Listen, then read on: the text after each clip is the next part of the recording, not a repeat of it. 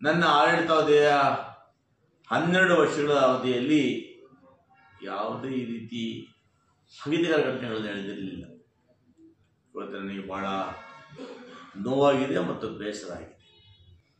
ಗಣೇಶ ಹಬ್ಬ ಆಗ್ಬೋದು, ಈದ್ ಮಿಲಾದ್ ಆಗ್ಬೋದು, ಈ ಹಬ್ಬಗಳು ಮಾಡೋದಕ್ಕೆ ಸಂದರ್ಭದಲ್ಲಿ ಹಿಂದೂ ಮತ್ತು ಮುಸಲ್ಮಾನ್ ಬಾಂಧವರು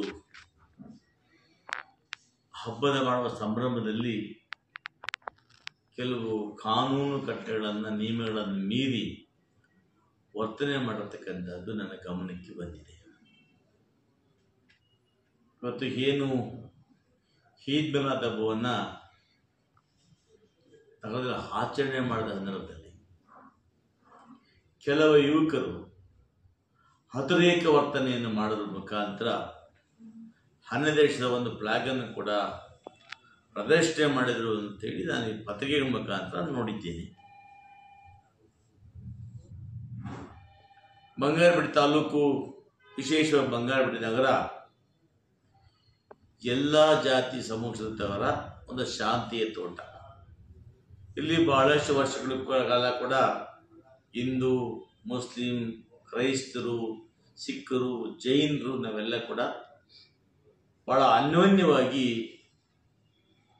ಜೀವನ ಮಾಡಿರ್ತಕ್ಕಂಥ ಸುಮಾರು 150 ವರ್ಷಗಳ ಇತಿಹಾಸ ಬಂಗಾರಪೇಟೆಗಿದೆ. ಬಂಗಾರಪೇಟೆಯಲ್ಲಿ ಉರುಸನ್ನು ಮಾಡಿದಾಗ 80% ಹಿಂದೂ ಬಾಂಧವರು ಅಲ್ಲಿ ವ್ಯವಹಾರಗಳನ್ನು ಮಾಡ್ತಾರೆ.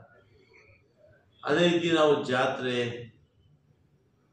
ಕೋದಂಡರಾಮ ರಥೋತ್ಸವ, ಕರಗ ಮಹೋತ್ಸವ ಇಂಥ ಕಾರ್ಯಕ್ರಮ ಮಾಡಿದಾಗ ಕೂಡ ಎಲ್ಲ ಮುಸ್ಲಿಮರು ಬಂದು ಭಾಗವಹಿಸ್ತಾರೆ, ಜೊತೆಗೆ ವ್ಯಾಪಾರ ವಹಿವಾಟುಗಳನ್ನು ಕೊಡ್ತಾರೆ. ಅದೇ ರೀತಿ ಕ್ರಿಶ್ಚಿಯನ್ ಸಮುದಾಯದ ಎಲ್ಲ ಸಮಾರಂಭಗಳಲ್ಲೂ ಕೂಡ ನಾವು ಹಿಂದೂ, ಮುಸ್ಲಿಂ, ಕ್ರೈಸ್ತರು ಒಟ್ಟಾಗಿ ಸೇರಿ ಮಾಡ್ತಕ್ಕಂಥ ಇತಿಹಾಸ ಬಂಗಾರಪೇಟೆ. ಇವತ್ತು ನನ್ನ ಆಡಳಿತಾವಧಿಯ 12 ವರ್ಷಗಳ ಅವಧಿಯಲ್ಲಿ ಯಾವುದೇ ರೀತಿ ಸ್ಥಗಿತಕರ ಘಟನೆಗಳು ನಡೆದಿರಲಿಲ್ಲ. ಇವತ್ತು ನನಗೆ ಭಾಳ ನೋವಾಗಿದೆ ಮತ್ತು ಬೇಸರ ಆಗಿದೆ. ಯಾಕಂದರೆ ಯಾರೋ ಇಬ್ಬರು ಯುವಕರು ಮಾಡ್ತಕ್ಕಂಥ ಕೆಲಸಕ್ಕೆ ಅನ್ಯ ತಾಲೂಕುಗಳಿಂದ, ಅನ್ಯ ಜಿಲ್ಲೆಗಳಿಂದ ಬಂದು ಕೋಮುಗಲಭೆಯನ್ನು ಸೃಷ್ಟಿ ಮಾಡಿ ಅದರ ಲಾಭ ಪಡೆದುಕೊಳ್ಳೋದಕ್ಕೆ ನಾಯಕರು ಹುನ್ನಾರ ನಡೆಸ್ತಾ ಇರ್ತಾರೆ. ಅವ್ರಿಗೆ ಊರು ಒಳ್ಳೇದಾಗಬೇಕು ಅಂತಲ್ಲ, ಈ ಥರ ಸಣ್ಣ ಪುಟ್ಟ ಘಟನೆಗಳನ್ನೇ ದೊಡ್ಡದು ಮಾಡ್ಕೊಂಡು ಬಂದು ಊರಲ್ಲಿ ಬೆಂಕಿ ಹಚ್ಚಿ ಆ ಬೆಂಕಿಯಲ್ಲಿ ಮೈಸ್ ಕಾಯಿಸ್ಕೊಳ್ತಕ್ಕಂಥ ಅಭ್ಯಾಸ ಕೆಲವರಿಗಿದೆ. ಅದು ಇಡೀ ಜಿಲ್ಲೆಯಲ್ಲೆಲ್ಲರೂ ಕೂಡ ಜಗಜ್ಜಾಹೀರಾಗಿರೋ ವಿಚಾರ.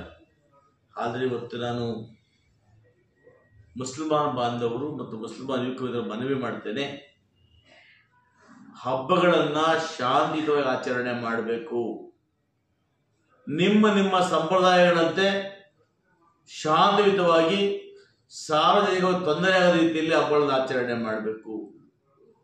ನೀವೇನಾದರೂ ಕೂಡ ಅತಿರೇಕ ವರ್ತನೆ, ಹದ್ದು ಮೀರಿ ವರ್ತನೆ, ಕಾನೂನನ್ನು ಕೈ ತಗೊಳ್ತಕ್ಕಂಥ ಕಾನೂನು ಬಾಹ್ಯ ಕೃತ್ಯಗಳನ್ನು ಮಾಡಿದ್ರೆ ನಿರ್ದಾಕ್ಷಿಣ್ಯವಾಗಿ ನಿಮ್ಮ ಮೇಲೆ ಪೊಲೀಸ್ ಇಲಾಖೆ ಕ್ರಮ ತಗೊಳ್ಳುತ್ತೆ, ಕಾನೂನು ಕ್ರಮ ತಗೊಳ್ತೇವೆ. ಅದೇ ರೀತಿ ಕೂಡ